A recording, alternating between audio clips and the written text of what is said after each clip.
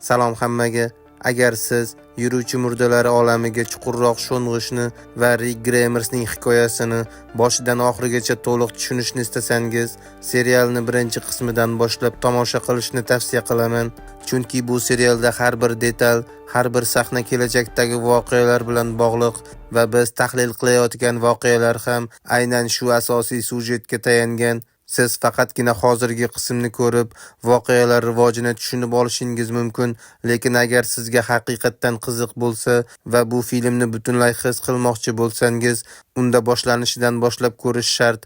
Shuningdek, keyingi epizodlarni o'tkazib yubormaslik uchun kanalimga obuna bo'lishni unutmang. Sizni oldinda yanada qiziqarli tahlillar, sirli tafsilotlar va kutilmagan vaziyatlar kutmoqda. Shu sababli obuna bo'ling va biz bilan birga bu hikoyaning har bir tafsilotini chuqur o'rganing. Boshladik.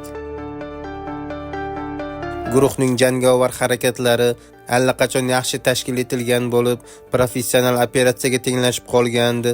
Rick Mission va Darylga qurol-yarog' omborini topishni buyurdi, o'zi esa boshqalar bilan ichkaridagi odamlarni yo'q qilish uchun yo'l oldi. Har bir harakat oldindan puxta rejalashtirilgandi, chunki ular binoning tuzilishini oldindan o'rganib chiqqandilar.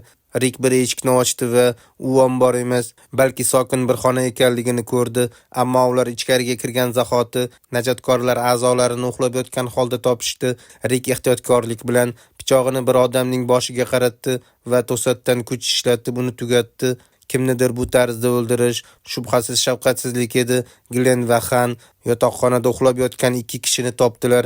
Glen uxlayotgan odamga hujum qilishga ikkilanib qoldi, chunki bunga ko'zi qiymasdi, lekin guruhning omon qolishi uchun bu odamlar yaxshi emasligini va aql bovar qilmaydigan ishlarga qo'l urganini bilib tursa ham, ularning beg'ubor holda uxlashlari Glenning vijdon azobini yanada kuchaytirardi. Han esa ayni paytda harakat qilishga hozirlik ko'rdi, lekin u bunday ishni deyarli hech qachon bajarmagandi. Shuning uchun u yanada qo'rqayotgandi. Agar uxlamayotgan hushyor odam uni o'ldirishga harakat qilsa, Han ortga chekinmasdan qarshilik ko'rsatardi. Ammo bu odamlar uning oldida yotibdi va ularni o'ldirish kerak, lekin buning o'rniga u o'zini yomon his qildi. Oxir-oqibat Glen Hanning o'rniga baquvvat odamni tugatdi. Glen birinchi marta odam o'ldirish qanchalik qiyinligini tushunardi. Ushbu harakatlarni bajarganidan so'ng ular devordagi suratlarga qarashdi. Ushbu suratlar aynan shu pastkashlar odamlarni qanday nobud qilganini aks ettirardi. Bu esa ularni vijdon azobidan qutqardi. Bu odamlar yashashga loyiq emas. Ibrohim bazaning ichkarisiga yanada chuqur yo'l oldi va har bir xonani sinchkovlik bilan tekshirdi. Qurol-yarog' omborini topish ularning eng asosiy vazifasi edi. Shu payt Sasha eshiklardan birini ochishga urindi, lekin u qulflangandi. Sasha ichkarida muhim narsa borligini taxmin qildi va tezda pichoq bilan eshikni ochishga harakat qildi. Ammo aynan shu daqiqada Ibrohimning ortidan bir odam paydo bo'ldi. Odam ularning qurollanganini ko'rishi bilan Ibrohimga pichoq urib yaraladi. O'lmasidan oldin esa xavf signalini bosishga ulgurdi. Baza bo'ylab signal ovozi yangradi. Megi va Carol vaziyat og'ir ekanini tushunib, yordamga shoshilmoqchi bo'ldi. Biroq Carol Megini to'xtatib qoldi va unga endi ona ekanini, oldingidek xavf-xatarni bo'yniga olmasligini eslatdi. Bu orada Isoning guruhi to'liq shay holatda harakatga tayyor edi. Dastlab Rickning rejasi garovdagilarni qutqarib, ularni darhol Hilltopga qaytarish edi. Hatto operatsiya muvaffaqiyatsiz tugasa ham, ular kelishuvni yopib, orqaga qaytishlari mumkin edi. Biroq Iso shunchaki chetda turib, hech narsa qilmay qarab tura olmasdi. U Endi va boshqalarga orqa-roqqa qaytishini buyurdi. O'zi esa niqob taqib, Rick guruhiga yordam berishga hozirlik ko'rdi. Bu vaqtda Rickning guruhi allaqachon fosh bo'lgandi va endi faqat dushman bilan ochiq jang qilish qoldi. Tajribasiz bezorilar Rickning quroli oldida omon qolish imkoniyatiga ega emas edilar. Ular fosh bo'lgani uchun ko'proq odamlar yetib kelmasidan oldin dushmanlarni tezda yo'q qilish kerak. Bazaning boshqa qismida Aaron qadam tovushlarini eshitib, tezda bir xonaga yashirindi, ammo u ortidan kelayotgan baquvvat odamni payqamadi. Yaxshiyamki Aron o'z vaqtida chekinib, pichoq bilan uni o'ldirishga muvaffaq bo'ldi. Endi hech kimga rahm qilish vaqti emasdi. Dushmanni yo'q qilgach, Aron eshikni ochdi. Yaxshiyamki Rositda yana bir odamni tugatib, uni xavfdan saqlab qoldi.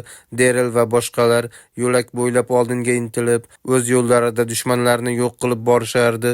Glen va Xan esa ta'qib qilinayotgandi. Ular boshqa chorasi qolmagani uchun bir xonaga yashirinib kirishdi. Faqat Xan ichkariga kirgachgina ular tasodifan qurol-yarog' omboriga borib qolishganini angladilar. Eshik allaqachon tashqaridan otilgan o'qlar sababli teshib tashlangandi. O'q ovozlari tindi. Tashqaridagilar esa ularning o'lganiga amin edilar.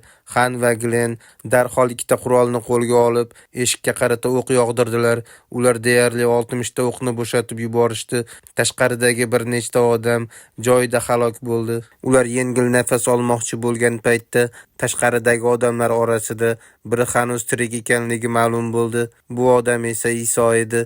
Ba'zadan 2 kishi qochib chiqdi, ammo Tara ularni kutib turgandi. Gabriel qurol bilan yaqinlashdi va ulardan birining hali ham tirik ekanligini ko'rdi. U yaralangan, lekin halok bo'lmagandi. Gabriel unga qurolini tashlashni buyurdi, lekin o'sha odam Gabrielning ruhoniy kiyimida ekanini ko'rib, u o'q otmasligiga ishondi. Bu odam ilgari ham Gabrielga o'xshagan ruhoniy kiyimidagi odamlarni uchratgandi, ammo bu safar u o'zgargan Gabrielga duch keldi. Tongga qadar Rikning jamoasi butun hududni tozalashdi. Ular jangda g'alaba qozonishdi, ammo hech kim xursand emasdi. Axir bu ommaviy qirg'in edi. Mishen o'z fikrlari bilan band va Rik bilan ular Negan kim bo'lishi mumkinligi haqida gaplashdi. Ayni o'sha paytda kutilmaganda baza ichkarisidan bir mototsikl chiqib ketdi. Uning ustida kutilmagan bir odam bor edi. Rositda unga o'q uzib yerga qulatdi.